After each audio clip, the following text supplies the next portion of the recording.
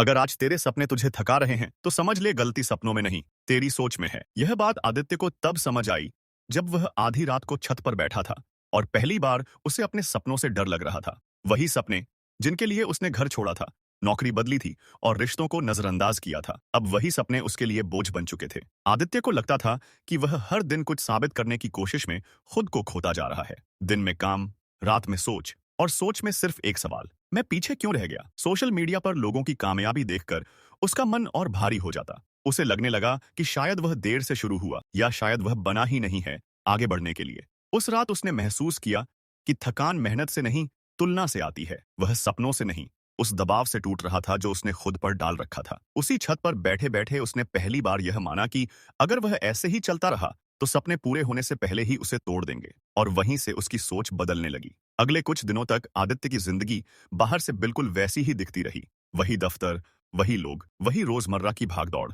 लेकिन अंदर कुछ चुपचाप बदलने लगा था। अब वह हर दिन खुद से भागने के बजाय खुद से सवाल करने लगा था। सुबह उठते ही उसके दिमाग में पहले की तरह डर नहीं आता था, बल्कि एक साफ सवाल होता होता आज मैं खुद के लिए क्या बेहतर कर सकता हूँ?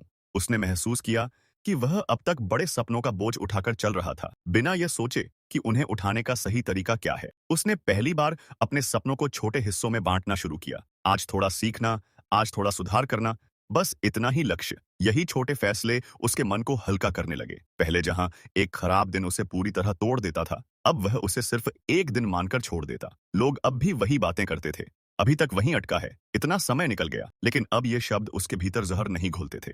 उसे समझ आने लगा था कि हर किसी की टाइमलाइन अलग होती है।